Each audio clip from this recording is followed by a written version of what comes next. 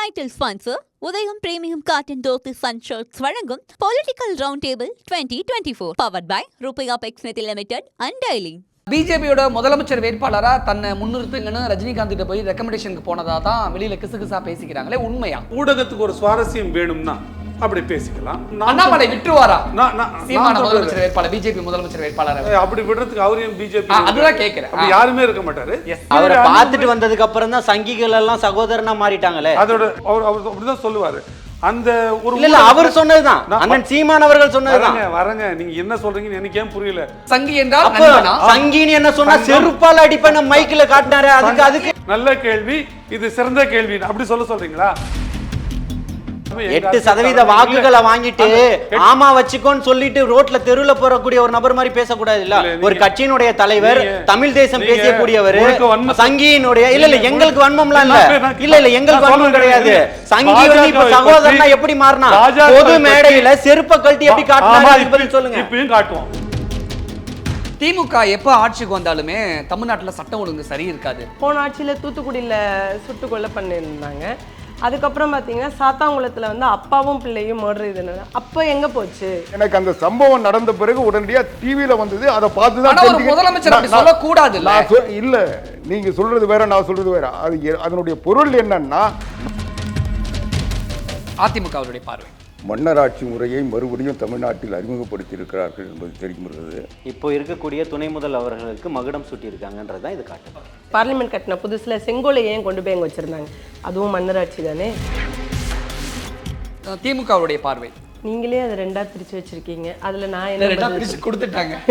பாஜகவின் பார்வை சார், மாற்று கட்சி சார், அவங்க கட்சி அவங்க விஷயம், நமக்கு எதுக்கு வலிக்காம அடிக்கிறீங்க? எங்களை பொறுத்த வரைக்கும் எங்களுக்கு எப்பவுமே தமிழ் தான் தேவை. ஹிந்தி வந்து நகிமாலும் நான் அதை கூட ஹிந்தியில சொல்ல விரும்பல. ஆனால் எங்களை போன்றவர்கள் சொல்லக்கூடியது ஹிந்தி தெரியாது போடா, அது மட்டும்.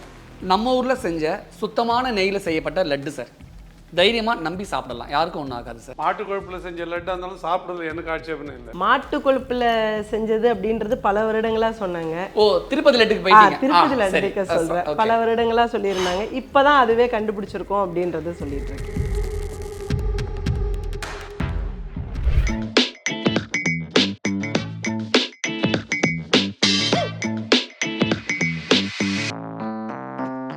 திரு சீமான் அவர்கள் சூப்பர் ஸ்டாரை போய் சந்திச்சுட்டு வந்தது காரணமே பிஜேபியோட முதலமைச்சர் வேட்பாளரா தன்னை முன்னிறுத்துங்கன்னு ரஜினிகாந்த் கிட்ட போய் ரெக்கமெண்டேஷனுக்கு போனதா தான் வெளியில கிசுகிசா பேசிக்கிறாங்களே, உண்மையா?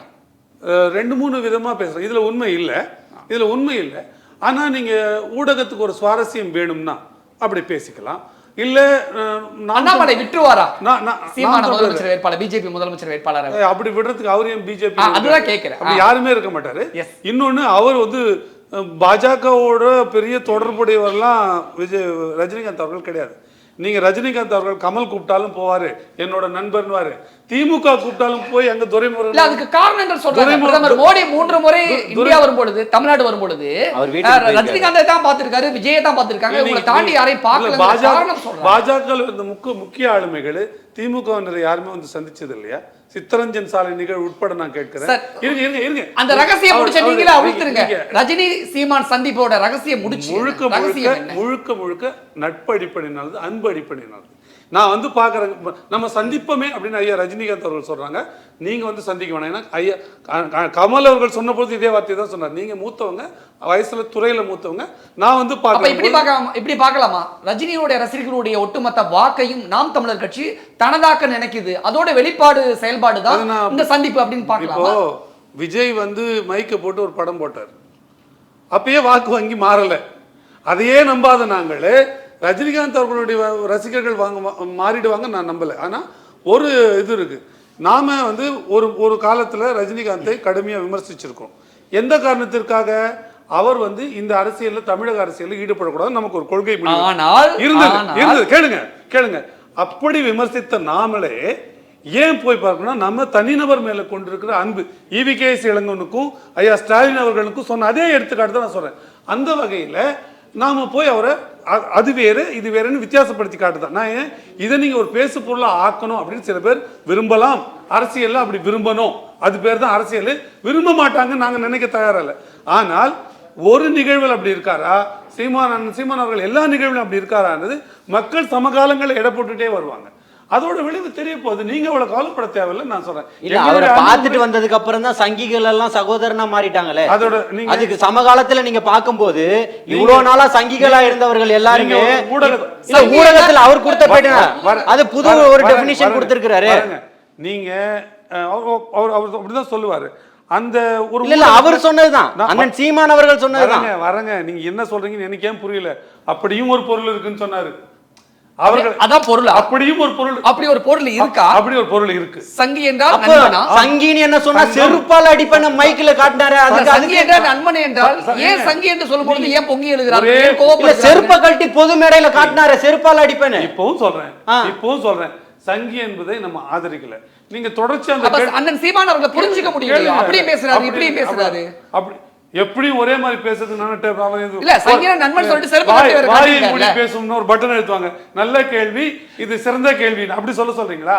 ஒரு மனிதன் என்பவன் மனசுல இருந்து பதில் சொல்லும்போது, மூளையில இருந்து இல்ல மனசுல இருந்து பதில் சொல்லும்போது என்ன தோணுதோ அதை சொல்லணும். நீங்க இரிட்டேட் பண்றதுக்காக தொடர்ச்சி அதை கேட்டீங்கன்னா ஆமா அப்படிதான் வச்சு போய அப்படின்னு சொல்றது என்ன? இது எப்படி அரசியல் தலைமைக்கு ஏத்த பதிலா இருக்கும்? இல்ல பொய்யா மறைச்சு எப்ப வேணாலும் ஸ்டேட்மெண்ட் விடுறது அரசியல் ஆளுமைனா அந்த ஆளுமை 8% வாக்குகளை வாங்கிட்டு ஆமா வச்சுக்கோன்னு சொல்லிட்டு ரோட்ல தெருவுல போறக்கூடிய ஒரு நபர் மாதிரி பேசக்கூடாது இல்ல. ஒரு கட்சியினுடைய தலைவர், தமிழ் தேசம் பேசக்கூடியவர், சங்கியினுடைய இல்ல எங்களுக்கு வன்மம்லாம் இல்ல எங்களுக்கு வன்மம் கிடையாது. சங்கி வந்து இப்ப சகோதரனா எப்படி மாறினா? பொது மேடையில செருப்ப கழட்டி எப்படி காட்டினாரு சொல்லுங்க. இப்பயும் காட்டுவோம். பாஜகவை நாம் தமிழரை விட விமர்சித்த கட்சி ஒன்று இல்லை. நீங்க எங்க வேணா பாருங்க. ஒரு முறை ஆண்மையை பத்தி பேசி வந்துச்சு. பெரிய 56 இன்ச்சு மார்புக்காரன்னு நான் சொல்றது 2021 தேர்தல் நேரங்கள்ல. அந்த நேரங்கள்ல பண்ணி கூட 10 குட்டி போடுது, 20 குட்டி போடுது, அதனால ஆண்மை என்றது அர்த்தம் இல்ல. ஐயா காமராஜருக்கு கூட குழந்தை இல்லை, அதனால ஆளுமை இல்லைன்ற அர்த்தம் இல்ல. விரிலிட்டின்றது வேற, ஆளுமைன்றது வேறன்றது வித்தியாசப்படுத்தி இதே எடுத்துக்காட்டை மோடி அவர்களுக்கு சொன்னாங்க. நாங்க மட்டும்தான் மனித குலத்துக்கு விரோதமான கட்சி சொல்றாங்க. அதெல்லாம் நீங்க பேச மாட்டேன்றீங்களே. இல்ல இதுக்கு பதில் சொல்லுங்க. நான் என்ன சொல்றேன், நேர்மை உள்ள எவரும் அந்த காணொலியை போட்டு பாருங்க. அந்த கேள்வி என்னவா வந்தது, அதோட தொடர் பதில் என்ன வந்தது. சரி அப்படின்னு வச்சுப்போமே, அவர்தான் ரஜினிகாந்த் சங்கி என்றால் அந்த சங்கியை கூப்பிட்டு எல்லா நிகழ்ச்சியும் நடத்துகிற திமுகவை நீங்க என்ன சொல்லுவீங்க? நாங்க ஏன் சொல்லணும்? நீங்க பதில் சொல்லுங்க. சொல்றீங்க நாங்க எதுவும் கேட்கல. நாங்க ரஜினிகாந்த கூப்பிடல, நடத்தல. நீங்க அவரை கூப்பிடும்போது நாம இப்போ அதுல மாற்று கருத்தே இல்லாத மாத்திக்கிறதுக்கு விருப்பம் இல்ல. திமுகவோட சங்கியோட அவர் போனாரு அப்படின்னு நீங்க ஏன் திமுக விமர்சிக்கல? இல்ல நாங்க தான் சொல்லிட்டோமே, இங்க பாயாசமான்னு கேட்டேன். இதுவும் பாசிசம் தான் சொல்லிட்டோமே. திமுகவும் பாசிசம் தான், பாசிசம் தான். நேரடியாக எப்பொழுதுமே எதிர்க்காதவர் விஜய். அப்படி புய்யம் பூசினா போல இருக்கணும், பூசாத மாதிரி இருக்கணும். அப்படியெல்லாம் எங்கேயுமே இல்ல. எங்களுடைய கொள்கை எதிரி இவங்க தெளிவா தான் சொல்லிட்டு வந்திருக்கிறோம். கொள்கை எதிரி ஒண்ணு, அரசியல் எதிரி ஒண்ணு. அப்ப அரசியல் கொள்கை இல்லாம இருக்கா? யாருக்கு அரசியல் இருங்க. அரசியல் எதிரினா கொள்கைக்கு அதுக்கு இன்னைக்கு திமுக இருக்கும், நாளைக்கு அண்ணா திமுக இருக்குங்க. இன்னைக்கு திமுக இருக்கும், நாளைக்கு அண்ணா திமுக இருக்கும். அதுல ஊழல்வாதிகள் யாரும் அவங்கள தான் எதிர்க்க முடியும். அப்படி போவீங்க. நீங்க அரசியல் முடிச்சிருங்க. நம்ம அடுத்து இதுவே ஒரு வார்த்தை விளையாட்டு. ஒருத்தர் கொள்கை சரியில்லைனா தான் அரசியல் எதிரியாவே ஆக முடியும். இன்னும் கேட்டீங்கன்னா அவர் அரசியல் மட்டும் அப்ப பிஜேபிக்கு திமுகக்கு ஒரே கொள்கையா? பிஜேபிக்கு திமுகக்கு ஒரே கொள்கைன்னு சொல்ல வரீங்களா? ஆமா, அததான் சொல்லி இருக்கிறோம். ஊழல்வாதிகளுக்கு எதிர்க்கிறோம், பாசிசம் பேசவர்களையும் எதிர்க்கிறோம். திமுக கேளுங்க, நீங்க ஊழல்வாதிகளை ஆதரிக்கிறீங்களான்னு இந்த கேள்வி பதிலா நம்ம மக்கள் முன்னாடி வச்சுட்டோம். அவங்க அதை பத்தி முடிவு பண்ணிப்பாங்க. கடைசியா 2 கேள்விகள். திமுக எப்ப ஆட்சிக்கு வந்தாலுமே தமிழ்நாட்டுல சட்டம் ஒழுங்கு சரி இருக்காது, வெறும் கொலைகளா நடந்துகிட்டே இருக்கும் அப்படின்னு தொடர்ச்சியா எதிர்கட்சிகள் குற்றம் சாட்டுவாங்க.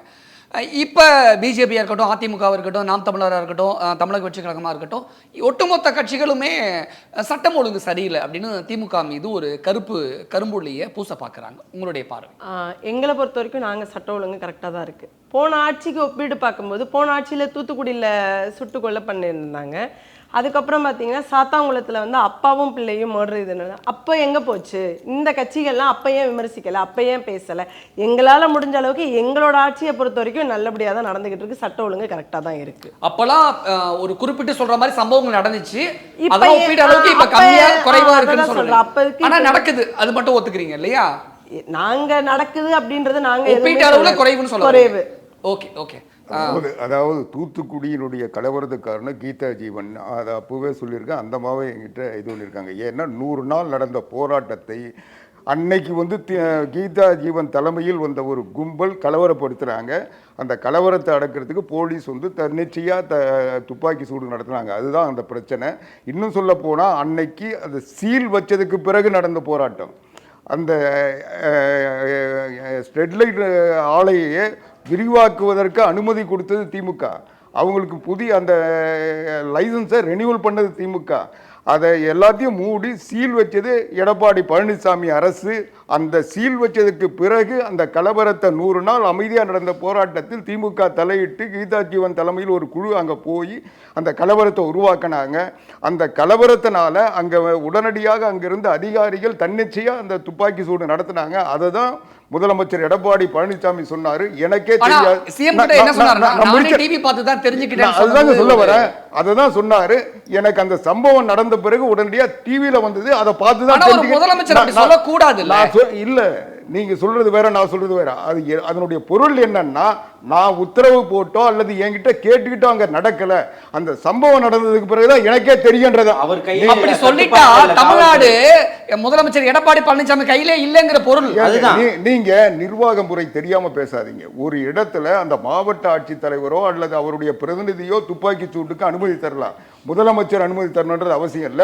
அனுமதி தராமல் துப்பாக்கி சூடு நடத்தினா அப்ப துப்பாக்கி சூடு நடத்தின போலீஸ் காவல்துறை ஒரு தாசில்தார் அந்த இடத்துல இருந்தாலும் துப்பாக்கி சூடு நடத்தலாம், லட்டி சார்ஜ் நடத்தலாம். போலீஸுக்கு வந்து அனுமதி தர வேண்டியது அங்க இருக்க ஜுடிஷியல். சட்டத்தில் உள்ள ஓட்டைகளை அதிமுக பயன்படுத்தி கொண்டது திமுக குற்றம் சாட்டுறாங்க. எந்த துப்பாக்கி சூடும் எல்லா இடங்கள்லயும் அசம்பாவிதங்கள் ஒரு கலவரம் நடக்க சொல்ல அந்த இடத்துல அங்க இருக்கிற அந்த ரெவன்யூ அபிஷியல்ஸ் தான் உத்தரவு போடுவாங்க. அந்த உத்தரவுக்கு பிறகுதான் மற்றவங்களுக்கு தெரியும். அந்த நொடியில எடுக்கிற முடிவு, அந்த முடிவு வந்து முதலமைச்சர்கிட்ட கேட்டுக்கிட்டு அந்த கலவரத்தை அடக்கணும்னா கலவரத்தை போராட்டம் நடக்கும்போது காவல்துறை பாதுகாப்போட போறது எல்லா இடத்துலையும் நடக்கக்கூடியது தான். போராட்டங்கள் அங்கே 100 நாள் அண்ணன் சொன்னா போல அப்படிதான் நடந்துகிட்டு இருந்தது. அதுல மாற்று கருத்து இல்லை. ஆனால் அன்றைய முதல்வர் அவர்கள் டிவியை பார்த்து தான் தெரிஞ்சுக்கிட்டோன்றதுதான் எங்களுக்கு வியப்பா இருக்கு. ஏன்னா தேர்ச்சி பெற்ற நம்ம ஷூட்டிங்கில் பயிற்சி பெற்ற காவலர்களை வர வச்சு திட்டமிடுதலோட, நான் போன வாரம் தான் தங்கை ஸ்னோலின் வீட்டுக்கு போயிட்டு வந்தேன், புரியுதுங்களா? நான் இதுக்கு முன்னாடியுமே பண்ணியிருக்கிறேன். அவங்கள சென்னையில் வச்சுமே நம்ம எல்லாத்தையுமே பண்ணியிருக்கிறோம். அன்னைக்கு திமுக அதுக்கு ஆதரவாக நிலைப்பாட்டில் இருந்தது. ஆனால் இன்னைக்கு அத்தனை காவல்துறை அதிகாரிகளுக்கும் பதவி உயர்வு கொடுத்துருக்குது. இவர்களுக்கு சலைச்சவர் அவர்கள் இல்லை, அவர்களுக்கு சலைச்சவர்கள் இவர்கள் இல்லைன்ற மாதிரி எல்லாத்தையுமே திட்டம் போட்டு மக்களை கொல்லணும் என்ற நோக்கத்தோடு, கூட்டத்தை அடக்கணும்ன்ற ஒரே நோக்கத்தோடு கொண்டு வந்து இறக்கப்பட்டது தான் அதனுடைய காவல்துறை. அதனுடைய சிறப்பு படை அந்த துப்பாக்கி சுடுதல்ல தேர்ச்சி பெற்றவர்கள் தான் அங்க தூத்துக்குடியில 18 பேரை கொன்னு குமிச்சவர்கள். சகோதரர் சொல்றதுல வந்து நான் அந்த துப்பாக்கி சூட நியாயப்படுத்தல. அது நல்லா புரிஞ்சு. இல்ல, துப்பாக்கி சூடு நடத்துறதுக்கு கூட்டிக்கிட்டு வரும்போது நீங்க முதல்வருக்கு எப்படி தெரியப்படுத்தாம இருக்க முடியும்? நீங்க உங்க கட்சியினுடைய கருத்தா பேசுங்க அல்லது உங்களுடைய நிலைப்பாட்டை பேசுங்க.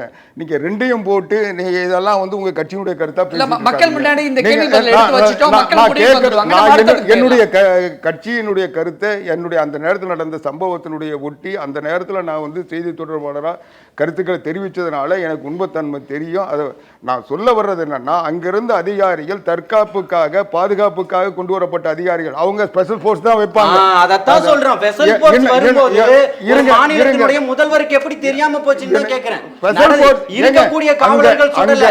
அங்க கலவரம் நடக்குது. ஒரு கலெக்டர் ஆபீஸ் அடிச்சு எரிய விடுறாங்க. அப்போ வந்து அடக்கிறதுக்கு ஸ்பெஷல் போலீஸ் இருக்க மாட்டாங்களா? அப்ப முதல்வருக்கு எப்படி தெரியாம போச்சு? இருந்தது தெரியும். ஆனா துப்பாக்கி சூடுக்கு உத்தரவு போட தெரியாது. உத்தரவு போடுறதுக்கு அங்க இருக்கிற ரெவன்யூ அபிஷியல் இருந்தா போதும். அதுக்கு முதலமைச்சர் தேவையில்லை. அதுதான் சொல்ல வந்தேன். 2024 பொறுத்த வரைக்கும் தமிழ்நாட்டில் இருந்த மிக முக்கியமான அரசியல் சம்பவங்களை போஸ்டரா இப்ப நான் காட்டுறேன். அதை பார்க்கும்பொழுது உங்களுக்கு என்ன தோணுதோ சுருக்கமா உங்களுடைய கருத்துக்களை பதிவு பண்ணலாம். நான் பிஜேபியை பார்த்து இதை காமிக்கணும்னு நினைக்கிறேன். எய்ம்ஸ் மருத்துவமனைக்கு வந்து முழுக்க லோன் வந்து Japan international company cooperative agency அவங்களோட பணம். அதுதான் மெயின். அவங்க ஃபண்டு தான் மெயின். அதோட கோஆர்டினேஷன் பண்ணிட்டாங்க. இப்போ ஒரு ஸ்டெப்பாக போயிட்டு இருக்கு. எங்கள் தலைவர் சொன்னோமா 26க்குள்ள ஹாஸ்பிட்டல் திறந்துருவாங்க. சார் உங்களோட மக்களை ஏமாற்றுகிறதுக்கான ஒரு வேலையை பாஜக செய்ததாக நினைவுபடுத்துது. ஏமாற்றியதை சொல்லி திமுக இதை ஏமாற்றியதாக சொல்லுகிறது. செங்கல் என்றால் மக்களை ஏமாற்றுகிற ஒரு விஷயம் தான் என் மனசில் படுது. அதாவது எய்ம்ஸ் மருத்துவமனையை தமிழ்நாட்டில் கொண்டு வர வேண்டும் என்றும் முழு முயற்சி எடுத்தது அனைத்து இந்திய அண்ணா திராவிட முன்னேற்ற கழகம். அதற்கு பிறகு அது திருச்சியிலையா கோயம்புத்தூர்லையான்னு ஒரு விவாதமாக நடந்து இறுதியில் மதுரையிலிருந்து இடம் தேர்வு செய்யப்பட்டு லேண்ட் அக்விசிஷன் முடித்து பிரதமரை கூட்டிகிட்டு வந்து அடிக்கல் நாட்டுது அனைத்து இந்திய அண்ணா திராவிடம். அதுக்கு பிறகு கொரோனா காலம் வந்தது, அதுக்கப்புறம் ஆட்சி மாற்றம் வந்தது. அதுக்கு பிறகு இன்னும் சொல்லப்போனால் அந்த மருத்துவமனை கூட ஆரம்பிக்கிறதுக்குரிய சட்ட ரீதியான எல்லா நடவடிக்கையும் எடுத்தது. ஆனால் அந்த கட்டிடங்கள் கட்டாமல் அந்த இடத்த இன்னும் அந்த செங்கலை காட்டிக்கிட்டு ஏமாற்றிக்கிட்டு இருக்கிறது திமுக. அதனால் இவங்க 40 நாடாளுமன்ற உறுப்பினர் நாங்கள் தான், எங்ககிட்ட கொடுங்க இந்தியாவே காப்பாற்றுறேன்னாங்க. தமிழ்நாட்டு மக்கள் கொடுத்தாங்க. ஏன் இதை கட்ட முடியல? அன்னைக்கு சொன்னாங்கல்ல, சரி மத்திய அரசோட ஃபண்ட் இல்லையா? எந்த ஃபண்டாக இருக்கட்டங்க, ஒரே ஆண்டில் 11 மருத்துவக் கல்லூரி தமிழ்நாட்டில் வந்து மத்திய அரசினுடைய ஃபண்டும் மாநில அரசினுடைய ஃபண்டும் சேர்த்து நாங்கள் கட்டினோம்ல. அப்போ என்ன மத்திய அரசு ஃபண்டுன்னு விட்டோமா? நான் கேட்குறது 40 நாடாளுமன்ற உறுப்பினர்கள், மாநிலத்தினுடைய ஆட்சி உரிமை இரண்டும் இருந்தும் ஒரு எய்ம்ஸ் மருத்துவமனை கட்டடம் கட்ட முடியாத ஒரு கட்சி, ஒரு ஆட்சி எதை செய்வீங்க? காரணம் திமுக ஆட்சியா பிஜேபி ஆட்சியா? திமுகவினுடைய இயலாமை, செயலிழந்த தன்மை, பொறுப்பற்ற தன்மை. அடுத்து சார் உங்களுடைய பார்வை. அதாவது திட்டம் போட்டு மக்களை ஏமாற்றும் விதமாக இருக்கக்கூடிய மக்களுக்கு ஒரு மருத்துவ சேவை கிடைக்கணும், உயர் தரத்தில் கிடைக்கணும் அப்படின்றதுக்காக கொண்டு வரப்பட்டது தான் இந்த திட்டம். ஆனால் இந்த திட்டத்தை கிடப்பில் போட்டுட்டு இந்த கல்லை தூக்கிட்டு சுற்றி தான் தமிழ்நாடு முழுக்க இப்போ இருக்கக்கூடிய துணை முதல்வர் சுற்றினார். அவர் ஓட்டு வாங்கிக்கிட்டாரு. இந்த கல்லை காட்டி தான் நாங்கள் திருப்பியும் ஆட்சிக்கு வந்தால் நாங்கள் வந்துருவோம்னு சொல்லிட்டு பிஜேபி ஒரு பக்கம் பிரச்சாரம் பண்ணிட்டு, பிஜேபி சம்பந்தம் இல்லை, மத்திய அரசாங்கம் உலக ஃபண்ட் கேட்கும்போது இன்னைக்கு இல்ல நம்ம கேட்கல. ஆனா உதயநிதி இந்த ஒத்த செங்கலை வச்சு ஒட்டுமொத்தமா ஒரு பெரிய கட்டடத்தை கட்டிட்டு துணை முதலமைச்சர் ஆயிட்டாருங்கிற ஒத்துக்கிறீங்களா? கண்டிப்பா. அதுதான், வேற என்ன இருக்குது? மக்களை தொடர்ந்து ஏமாற்றும் தான். இதுக்காகவும் நீட்டுக்காகவும் எல்லாத்துக்கும் சொல்லி பொய்ய நீட்டுக்கு மேஜிக் வச்சிருக்காரு. இந்த மேஜிக் வச்சிருக்காரு. இந்த செங்கலுக்கு பதில் சொல்ல வேண்டியது திமுக. இல்ல இந்த ஒத்த செங்கக்கல்ல எங்க கையில கொடுத்ததே யாரு சார்? நான் கேக்குறேன், இதை வச்சு நாங்க ஏன் துணை முதலமைச்சர் ஆகணும்? பிஜேபி காரங்க இதை கட்டி முடிச்சிருந்தாங்கன்னா எங்களுக்கு இது தேவையே இல்லை. இத பத்தி எங்களோட பார்லிமெண்ட்ல பேசி இருக்காங்க. ஃபண்டட் பை ஜிக்காங்க. அப்ப அந்த ஃபண்ட் வரதுக்கு முன்னாடி இதை ஏன் கொண்டுட்டு வந்து வச்சிருக்கணும்? அப்புறம் நீங்க அதை எடுத்து சுத்துனீங்க இல்ல 3 வருஷம் ஏன் இதை ஏன் நீங்க ஏமாத்துனீங்கன்னு அவங்கள தானே நாங்க கேள்வி நீங்க தானே தவிர நாங்க சுத்துனீங்க. இத நாங்க இப்ப சட்டமன்ற எங்கள மாதிரி எல்லாரும் வச்சு கேட்க கல்லூரிக்கு பர்மிஷன் கொடுத்து பசங்க படிச்சிட்டு இருக்காங்க ராம்நாட்ல. இந்த படத்தை பார்க்கும் பொழுது என்ன தோணுது? 1950 நமக்கு கான்ஸ்டிடியூஷன் அமெண்ட்மெண்ட் ஆயிடுச்சு. சட்டப்படி தேர்தல் நடக்குது. அதான் பார்வை. பாஜகவின் சனாதனத்தை நிறைவேற்றுகிற ஒரு அடையாளமா இதை நான் பார்க்கிறேன். அந்த அடையாளத்தை மறுத்துக்கொண்டே பாஜகவை விட வேகமாக கையாண்ட ஒரு அடையாளமா இதை நான் பார்க்கிறேன். அதிமுகவுடைய பார்வை. மன்னர் ஆட்சி முறையை மறுபடியும் தமிழ்நாட்டில் அறிமுகப்படுத்தி இருக்கிறார்கள் என்பது தெரிகிறது. மன்னர் ஆட்சியில் தான் தாத்தா முதலமைச்சர், பையன் முதலமைச்சர், பேரன் துணை முதலமைச்சர் ஆக முடியும். அது அதை நினைவுபடுத்துகிறது. தமிழக வெற்றி கழகத்தின் பார்வை. இப்போ இருக்கக்கூடிய துணை முதல் அவர்களுக்கு மகுடம் சூட்டி இருக்காங்கன்றதான் இது காட்டுது. தமிழ்நாட்டில் மன்னராட்சி இருக்குன்னு சொன்ன எதிர்கட்சியோட குற்றச்சாட்டுக்கு உங்களுடைய பதில்? இல்லை, எங்களை பொறுத்த வரைக்கும் அது மன்னராட்சியாக நாங்கள் இது பண்ணலை. அப்படின்னு பார்த்தீங்கன்னா பார்லிமெண்ட்டில் பிஜேபியில் வந்து பார்லிமெண்ட் கட்டின புதுசில் செங்கோலை ஏன் கொண்டு போய் அங்கே வச்சுருந்தாங்க? அதுவும் மன்னராட்சி தானே. அதனால எங்களோடதெல்லாம் மன்னராட்சி. நீதி வழுவா நான் நாடாளுமன்றம் கொண்டு வந்து வச்சிருக்காங்க. அடுத்து நான் திமுக கிட்ட இருந்து தொடங்கலாம்னு நினைக்கிறேன். அதுக்கு ஒரே பதில் நம்மளோட பிஜேபி அண்ணனே பதில் சொல்லிக்கட்டும். திமுக எங்களை பொறுத்த வரைக்கும் எங்களுக்கு எப்பவுமே தமிழ் தான் தேவை. இந்தி வந்து வேண்டான்னு நாங்க நினைச்சிட்டு இருக்கோம். எங்களோட தமிழ்நாட்டுல கொண்டுட்டு வந்து ஏன் இந்தியை திணிக்கிறீங்க அப்படின்றது நான் அதை கூட இந்தியில சொல்ல விரும்பல. அவ்வளவுதான். தமிழ் போல காட்டி இந்தியை திணித்து பாசிசமாக ஒற்றை மொழியாக தேசத்தை கட்டமைக்கிற பாஜகவின் அடையாளமாகவும் இதை மட்டுமே ஒரு அரசியல் பொருளாக வைத்துக்கொண்டு வாக்கு வங்கி செய்கிற திமுகவையும் ஞாபகம் எனக்கு நினைவுபடுத்துது. அதிமுகவின் பார்வை.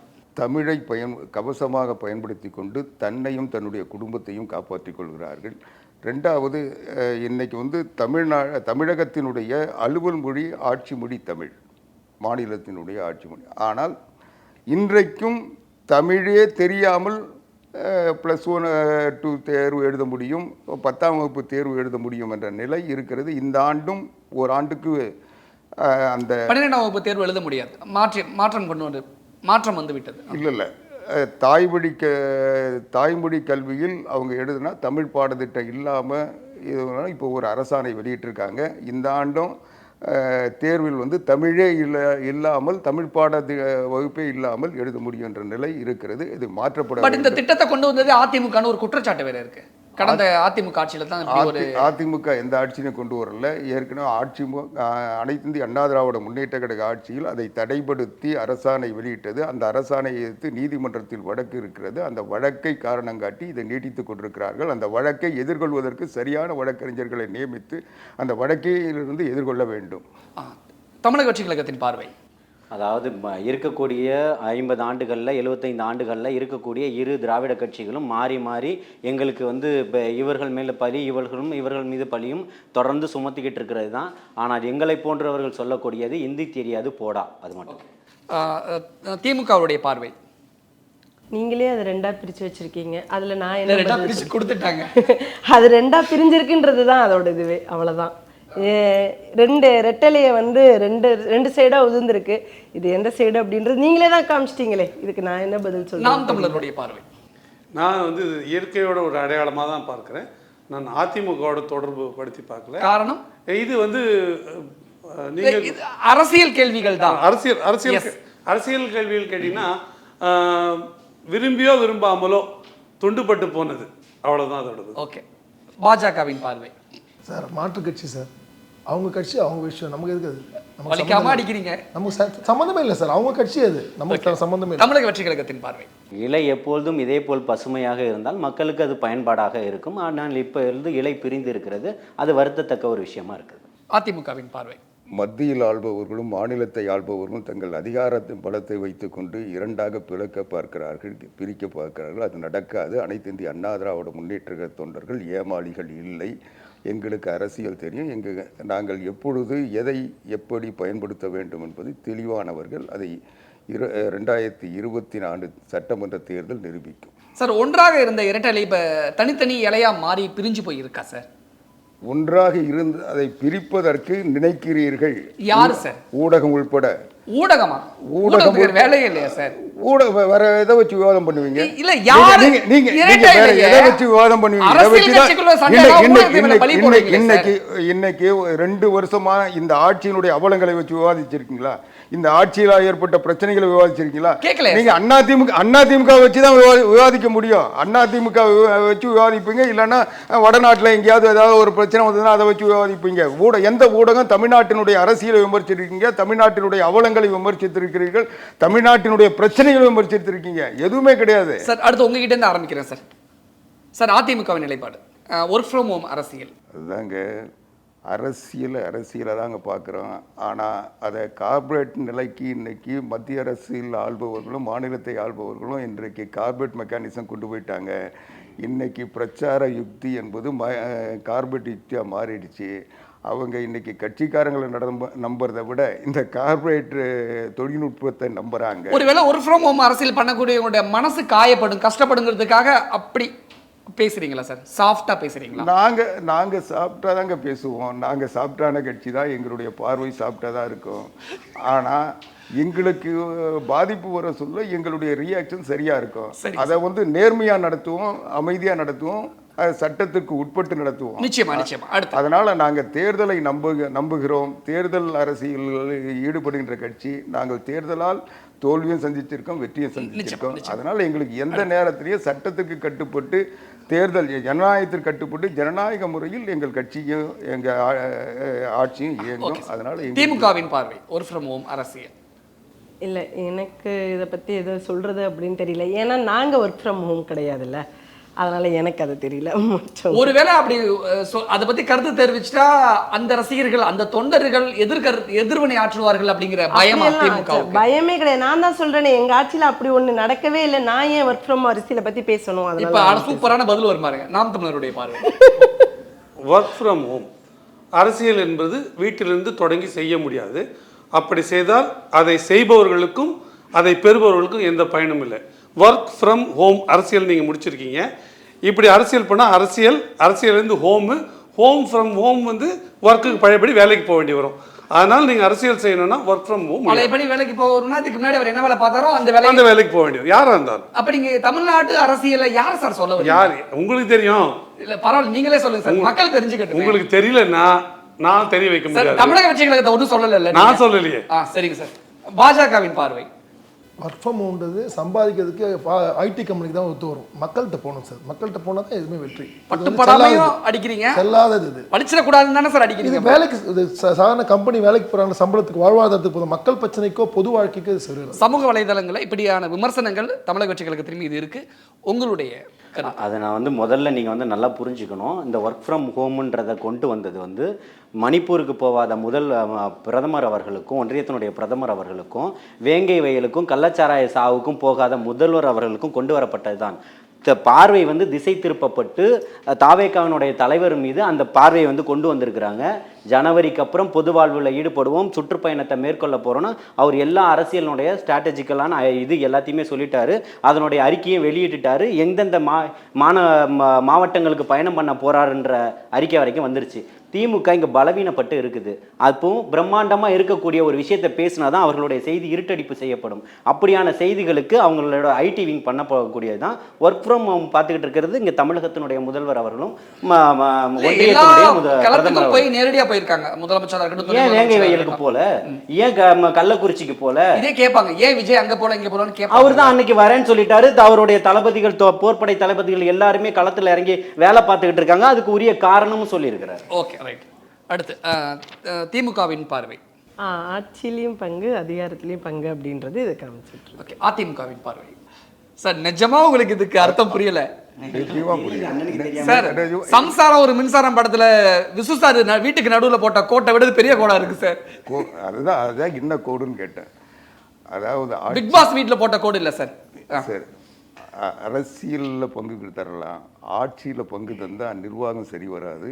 நிர்வாகமாக இருக்குன்னா யாருக்கும் பங்கு தராமல், யார்கிட்டே சமரசம் இல்லாமல், கொள்கை உறுதிப்பாட்டோட அவங்க திட்டங்களை செயல்படுத்தினாதான் அந்த. எப்படி புரிஞ்சுக்கலாமா? அதிமுக யாருக்குமே பங்கு தராது அப்படின்னு எடுத்துக்கலாமா?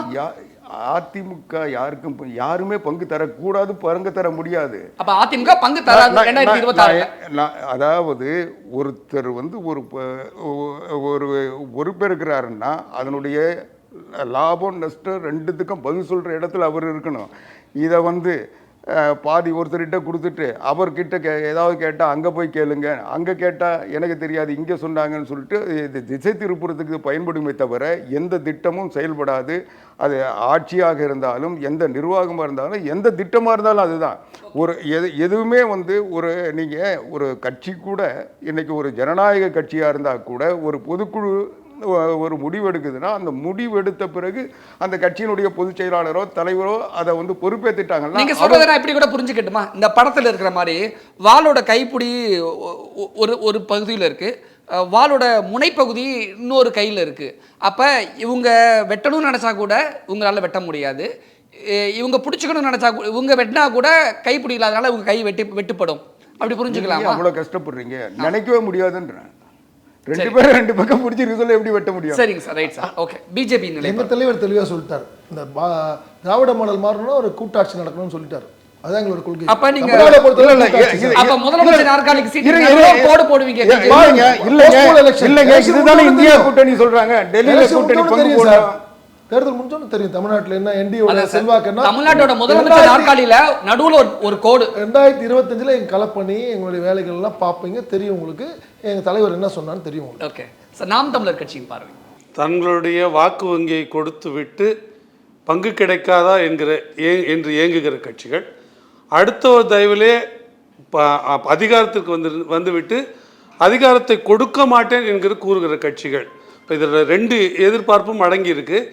இதை பங்களிப்பை கொடுக்கிற, அதாவது ஆட்சியில் அதிகாரம் வேண்டுகிற அவர்கள் இது போன்ற கூட்டணிக்குள் போகாமல் இருக்கும்போது இது நடக்கும். ஓகே, 2024 முக்கியமான சம்பவம் அப்படின்னா ஆட்சியிலும் பங்கு, அதிகாரத்திலும் பங்கு அப்படின்னு தமிழக வெற்றி கழகத்தின் தலைவர் விஜய் பேசினதான் பெரிய அளவில் பேசும் பொருளாக மாறுனுச்சு. பொது வெளியில் அது பெரிய அளவில் பேசப்பட்டது. அதுதான் கேள்வி. சமூக நீதின்ற ஒரு சாட்டையை சுழற்றி இருக்காரு. ஆட்சியிலும் அதிகாரத்திலும் பங்கு தருவேன் இருக்கிறாரு. இப்போ அதிமுக ஆட்சி காலத்தில் ஒரு பாலம் கட்டினாங்க, அதை அடிச்சுக்கிட்டு போயிடுச்சுன்னு சொல்றாங்க. திமுக ஊழலில் தலைச்சிக்கிட்டு இருக்குன்றாங்க. கூட்டணி ஆட்சி தத்துவத்தில் வரும்போது நீங்க சொன்ன மாதிரி தான் புடி ஒருத்தட்டையும் வால் ஒருத்தட்டையும் இருக்கும். அண்ணன் சொன்னாரு துப்பாக்கி சூடு அவருக்கு தெரியாம நடந்துச்சுன்னு. இந்த எந்த விஷயங்களுமே அங்கே நடக்காது. அப்போ ஒரு முடிவு எடுக்கணும்னா எல்லாமே கலந்து ஆலோசித்து தான் எடுக்க முடியும். கூட்டாட்சி தத்துவம் தமிழகத்திற்கு தேவை. ஆட்சியிலும் அதிகாரத்திலும் 2026 தமிழக வெற்றி கழகம் நிச்சயம் கொடுக்கும். ஓகே, நான் அப்படியே உங்ககிட்ட இருந்தே தொடங்குறேன். 2024 கட்சி ஆரம்பிச்ச தமிழக வெற்றி கழகத்தின் தலைவர் விஜய் 2026 முதலமைச்சர் ஆகணும்னு ஆசைப்படுறாரு. உங்களுடைய பார்வை?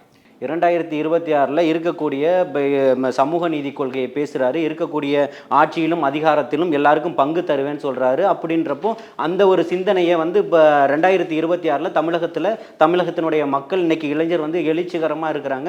சாமானிய மக்கள் மனசுலையும் இன்னைக்கு அசையாத இதே போல சிம்மாசனமா போட்டு உட்கார்ந்துகிட்டு இருக்கிறாரு. 2026 மிகப்பெரிய ஒரு வெற்றியை தமிழக வெற்றி கழகம் தழுவும். அதனுடைய தளபதி விஜய் அவர்கள் தமிழகத்தினுடைய முதல்வராக வருவார். பிஜேபியின் பார்வை? என்டிஏ தலைமையிலான கூட்டாட்சி தமிழ்நாட்டில் 26 நிச்சயமே அமையும். நாம் தமிழரின் பார்வை? தமிழ் மக்களையும் தமிழ் தேசியத்தையும் அந்த இருக்கையிலே அமர வைத்து தமிழ் தேசத்தை உலகத்தரம் வாய்ந்த தேசமாக மாற்றுவதற்காக தேடிக்கொண்டிருக்கும் ஒரு பொருள். ஓகே, திமுகவின் பார்வை? எங்களோட திராவிட முன்னேற்ற கழகம் தான் திருப்பியும் 2026 234 பிடிச்சி முதலமைச்சர் முத்துவேல் கருணாநிதி ஸ்டாலின் என்கிற நான் அப்படின்ற ஒரு விஷயத்த சொல்லி இந்த சிம்மாசனம் உட்காருவாருன்னு சொல்றேன். அவங்க 200க்கு 200 234 சொல்லலாம். நான் சொல்றேன் 234க்கு 234 கண்டிப்பா சாத்தியம்ன்றதை நான் சொல்றேன். ஓகே சார், அதிமுகவின் பார்வை? அனைத்து இந்திய அண்ணா திராவிட முன்னேற்ற கழகம் முதலமைச்சர் பொறுப்பை மட்டுமல்ல ஆட்சியினுடைய அனைத்து நிலைகளையும் அதிமுக தான் நடத்தும். அதிமுக ஆட்சி தான் அமையும். எல்லா கட்சியும் கூட்டணி இல்லாமல் தனித்தனியாக போட்டியிட்டால் அதிமுகவை பொறுத்த வரைக்கும் நாங்கள் எளிதாக வெற்றி பெற்று விடுவோம். மற்றவர்கள் கூட்டணி அமைத்து கொண்டு வந்தால் அதற்கு இணையான கூட்டணி அமைப்போம். நம்ம ஊரில் செஞ்ச சுத்தமான நெய்யில் செய்யப்பட்ட லட்டு சார், தைரியமாக நம்பி சாப்பிடலாம், யாருக்கும் ஒன்றும் ஆகாது சார். இந்த லட்டில் எந்த கலப்படமும் இல்லை சார், சுத்தமான நெய் தான் சார். நம்ம தமிழ்நாட்டில் செஞ்ச லட்டு தான். மாட்டு கொழுப்பில் செஞ்ச லட்டாக இருந்தாலும் சாப்பிட்றதுல எனக்கு ஆட்சேபனை இல்லை. மாட்டு கொழுப்புல செஞ்சது அப்படின்றது பல வருடங்களா சொன்னாங்க. ஓ, திருப்பதி லட்டுக்கு போயிட்டீங்க? திருப்பதி லட்டுக்கு சொல்றேன், பல வருடங்களா சொல்லியிருந்தாங்க. இப்பதான் அதுவே கண்டுபிடிச்சிருக்கோம் அப்படின்றத சொல்லிட்டு இருக்கேன். சார், உங்களுடைய அதிமுகவின் பார்வை? லட்டை பார்த்தோன்னு உங்களுக்கு என்ன சார் தோணுது? சாமி விஷயம், சாமி கண்ணை குத்திங் அப்படிங்கிறதுனால சைலண்டா இருக்கீங்களா சார்? இல்லை, அதாவது நம்ம எதா நினைக்கிறோமோ அதுதான். நான் லட்டான்னு நினைக்கிறேன். இதை தவிர எனக்கு வேற எந்த சிந்தனை வரல. உங்களுக்கு இது கலப்படம் இருக்குமா, இதுல மாட்டு கொழுப்பு இருக்குமா? அப்ப அதிமுக சந்திரபாபு நாயுடோட கூட்டணி வச்சிருக்கா, ஜெகன்மோகன் ரெட்டியோட கூட்டணி வச்சிருக்கான்னு கேள்வி வந்துரும் சார். நீங்க சந்திரபாபு நாயுடு சொன்னதே உண்மையான்ற கேள்வி இருக்கு. அது இன்னும் விசாரணை. அதனாலதான் நீங்க எதுவும் சொல்ல மாட்டேங்கிறீங்க. நீங்க ஊடகங்களுக்கு ஏதோ ஒண்ணு செய்தி வரணுன்றதுக்காக அவர் சொல்றாரு. அவர் நல்லதுக்கு சொன்னாரா கெட்டதுக்கு சொன்னாரா, அவர் அரசியலுக்காக ஒரு புனிதத்தையே களங்கப்படுத்தினாரான்றதெல்லாம் அதுதான். நீங்க அரசியலுடைய மூத்த தலைவர் சார். நீங்க சொல்லக்கூடிய தொண்டர்களா இருக்கக்கூடிய மாணவர்கள் கேட்டு தெரிஞ்சுப்பாங்க, கத்துப்பாங்க. அதுக்காக தான் உங்கள்ட்ட இந்த கருத்து. இல்லைங்க, அதுதாங்க. நம்ம எதா நினைக்கிறோமோ அதுதான். நம்ம தவறா நினைச்சா ஒரு பொருள் அது தவறான பொருளா தெரியும். அதை நல்லதாக நினைச்சா அது தவறாகவே இருந்தால் கூட நம்ம அது அதனுடைய இன்னும் சொல்ல போனால் மனோத்தத்துவ ரீதியாக பார்க்க சொல்ல ஒரு ஒன்றுமே இல்லாமல் ஒரு பொருள் அதை சாப்பிட்டு இது சரியாயிடும் உடம்புன்னு நினச்சிட்டு சாப்பிட்டோம்னா அது சரியாயிடுதுன்னு சொல்கிறாங்க. ஆனால் என்னதான் மருந்துன்னு சொல்லிட்டு இது எங்கே சரியாக போகுது, எவ்வளோ பேர்கிட்ட மருந்து கொடுத்துட்டாங்க, இவர் கொடுத்த மருந்து இது எங்கே சரியாக போகுதுன்னு நினச்சி சாப்பிட்டு அது சரியாகிறது இல்லைன்னு சொல்கிறாங்க. அதனால லட்டுல மாட்டு கொழுப்பு இல்லைன்னு தான் சொன்னேன், எனக்கு லட்டு கொடுக்காம போயிட்டாங்க சார். இல்லை அதுதான் அதுதான் சரியான முறையும் கூட. ஒரு சந்தேகத்தோட நீங்க சாப்பிட்டு நிச்சயமா மாட்டு கொழுப்பு சாப்பிட்டேன்னு சொல்லிட்டு 4 வெளியே போய் வாந்தி எடுப்பீங்க. அது வேண்டான்றதுக்காக அவங்க தவிர்த்திருப்பாங்க. ஓகேங்க சார். சார், உங்க தமிழக வெற்றி கழகத்தின் பார்வை லட்டை பார்த்தா என்ன தோணுது? அதாவது மதத்தின் பெயரால் ஒரு அரசியல் பண்றாங்க. இந்த அதாவது இப்போ தெய்வமாக வழிபடக்கூடிய ஒரு வழிபாட்டு தலத்தில் பிரசாதமாக வழங்கிக்கிட்டு இருக்கக்கூடிய ஒரு பொருளை வச்சு ஏற்கனவே நடந்து முடிஞ்ச ஒரு ஆட்சியாளர்களை பழி வாங்கக்கூடிய நடவடிக்கையாக தான் நம்ம பார்க்கணும். அதற்காக இப்படி நடந்துருச்சுன்னு எல்லாரும் அந்த மண்ணினுடைய மைந்தர்கள்லாம் இல்லை, அவங்களுக்கும் கடவுள் பக்திகள் இருக்குது. அதனால இப்படிப்பட்ட ஒரு சூழல்களுக்குள்ள ஒரு வளையத்துக்குள்ள அதுவும் உறுதிப்படுத்தப்படலை, இங்கே வாங்கினாங்க நெய் அங்கே வாங்கினாங்கன்ற ஒரு இது வந்துருச்சு. அதுக்கு வந்து நம்ம இங்கே உள்ள தமிழ்நாட்டை சேர்ந்த ஒரு நிறுவனம் தான் நெய் கொடுத்தாங்க, அவங்க அதுக்கான விளக்கத்தையும் கொடுத்துருக்குறாங்க. அதனால் இது மதத்தின், அதாவது மதத்தை வச்சு ஒரு அரசியல் பண்ணணும்னு நினச்சிக்கிட்டு இருந்தாங்க. அந்த திட்டம் முறியடிக்கப்பட்டிருக்கு அப்படின்றது தான் நம்ம நாம் தமிழருடைய பார்வை. வாக்கு வங்கி அரசியலுக்காக கடவுளை கூட கடைத்தெருவுக்கு இழுத்து வந்து விட முடியும் என்று காட்டிய பொருள் லட்டு. பிஜேபியின் பார்வை. தவறு நடந்திருந்தா நிச்சயமா என்கொயரி போயிட்டு இருக்கு, நடவடிக்கை எடுப்பாங்க. அவ்வளவுதான், இவ்வளவு விஷயம் இது. ஓகே, கடைசி கேள்வி சார். 2026 தமிழக அரசியல் களம் எப்படி இருக்க போகுது? ஒவ்வொரு வரியில சொல்லி முடிச்சுடுங்க.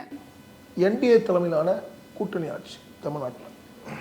நாம் தமிழருக்கு பெரும் பாய்ச்சல். இல்லை, என்ன திமுக தான் திருப்பி வரும் அப்படின்றது தான் நான் சொல்லிட்டு இருக்கேன். திமுகவின் வெற்றி மகுடம். ஆமாம், திமுகவின் கிரீடம். கிரீடம்னு சொல்லலாம். ஏற்கனவே கிரீடத்தை வச்சு நிறைய பேசிட்டீங்க, அதனால நான் திருப்பி கிரீடத்தை சொல்ல வரல. திமுக தான் வெற்றி. பரபரப்பாக இருக்கும், போராட்ட களமாக இருக்கும். மக்கள் கிளர்ந்தெழுந்து இந்த ஆட்சியின் அடக்குமுறைக்கு எதிராக போர் தொடுப்பார்கள். ஊடகங்கள் விடுதலை பெறும். கடைசி வரைக்கும் எங்க மேல நீங்க கல்லடிச்சுக்கிட்டே இருப்பீங்கல்ல? கல்லடிக்கல, நீங்க காயப்பட்டிருக்கீங்கன்றதை உணர்த்துறேன். நன்றி சார். தமிழக வெற்றி கழகத்தின் பார்வை 2026 மக்களாட்சியாக இருக்கும். தமிழகத்தினுடைய முதல்வராக தமிழக வெற்றி கழகத்தினுடைய தலைவர் தளபதி அவர்கள் முதல்வராக வருவார்கள். சாமானியவர்களுக்கும் இருக்கக்கூடிய ஒடுக்குமுறைக்கும் அடக்குமுறைக்கும் சாதிய வேறுபாடுகளுக்கும் ஒட்டுமொத்த இருக்கக்கூடிய மாணவர்களுக்கும் படித்தவர்களுக்கும் நிரந்தர ஒரு தீர்வாகவும் உண்மையான ஒரு மக்களாட்சியாக 2026 தமிழக வெற்றி கழகம் தரும்ன்றதை நம்பிக்கையாக தெரிவிச்சு. 2024 to 2026 எலெக்ஷன் வரைக்கும் எப்படியெல்லாம் இருந்துச்சு, எப்படியெல்லாம் இருக்க போகுது அப்படிங்கிறத பற்றி ஐம்பெரும் ஆளுமைகளும் மிக அழகான நிறைய விஷயங்களை எங்கள் கூட ஷேர் பண்ணிக்கிட்டீங்க. ஐம்பெரும் ஆளுமைகளுக்கு குமுதம் சார்பாக எங்களுடைய மனமார்ந்த நன்றிகள். நன்றி, வணக்கம். நன்றி. Title sponsor Udhayam premium cotton dhoti சன் ஷர்ட்ஸ் வழங்கும் political round table 2024 powered by Rupaya pegs limited and daily.